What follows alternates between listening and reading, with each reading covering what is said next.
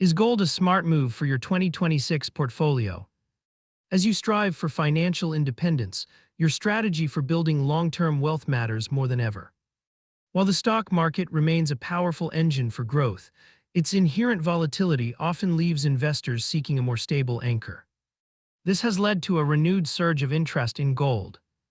But does gold truly deserve a spot in your brokerage account? While it is a time-tested asset, experts emphasize that gold works best as one component of a diversified strategy rather than a standalone solution. This guide breaks down the risk-to-reward ratio of gold in 2026 and helps you determine exactly how much glitter your portfolio needs. Why gold maintains its value? Unlike equities, which represent ownership in a business, gold is a physical commodity defined by intrinsic value and a finite global supply. This inherent scarcity allows gold to function as a unique pillar of the global economy. Historically, when geopolitical tensions rise or economic certainty wavers, investors treat gold as a primary store of value to safeguard their purchasing power. While the asset saw years of price stagnation, the last decade has seen a paradigm shift. Driven by aggressive inflation and shifts in U.S. fiscal policy, gold surged from $1,062 per ounce in late 2015 to $4,341 per ounce by late 2025, a testament to its role as a hedge against volatility. Weighing the risks, is gold right for your portfolio? Every investment carries a unique risk profile. Before allocating your capital to gold, it is essential to balance its protective qualities against its structural limitations. The advantages: a proven inflation hedge. As the cost of goods and services rises, the purchasing power of fiat currency often declines. Gold has historically tracked alongside the cost of living, acting as a safeguard for your long-term savings.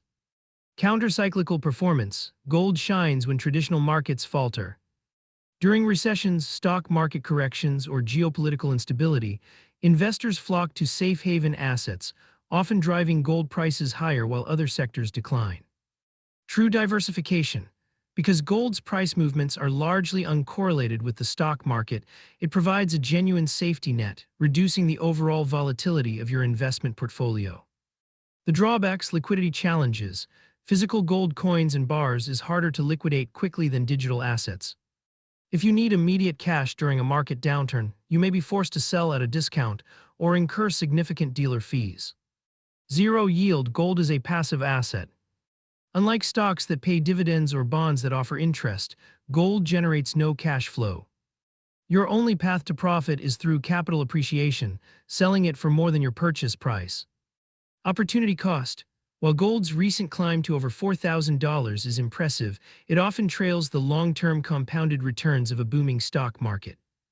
Over-indexing in gold could mean missing out on the higher growth potential of equities. Gold versus equities: the long-term performance gap. While gold occasionally outperforms the market during short-term volatility, the long-term data tells a different story. The stock market historically leaves gold in the dust. To understand the scale, look at the 40-year window from 1985 to 2025. If you had invested $10,000 in gold when it was priced at $327 per ounce, your investment would have grown to a respectable $132,747 by the end of 2025. However, compare that to the compounding power of the stock market over the same period, S&P 500. That same $10,000 would be worth $323,000. NASDAQ, a $10,000 investment would have ballooned to $715,000. By choosing gold exclusively over the NASDAQ, you would have effectively missed out on over $580,000 in potential wealth. Finding the right balance. Gold's role in your portfolio. Given its unique characteristics, gold should be viewed as a stabilizing force rather than a primary growth engine. Most financial experts recommend a cap of 10% to 15% of your total investment portfolio for gold. The remaining 85% plus should be diversified across equities, ETFs, mutual funds, and bonds, tailored to your specific risk tolerance, age, and long-term financial objectives. While gold provides a necessary layer of security, over-allocating can stifle your wealth-building potential. Think of gold as portfolio insurance.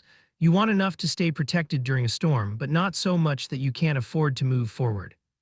Is gold a strong play for the remainder of 2026? As we move through 2026, the consensus among major institutions remains bullish, despite recent volatility. JP Morgan recently revised its forecasts upward, suggesting gold could reach $5,000 to $6,300 per ounce by year-end.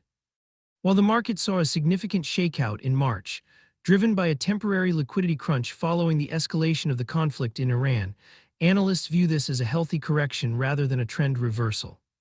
The investment case for gold remains anchored by two primary factors: geopolitical risk. The ongoing tension in the Middle East continues to drive safe haven demand.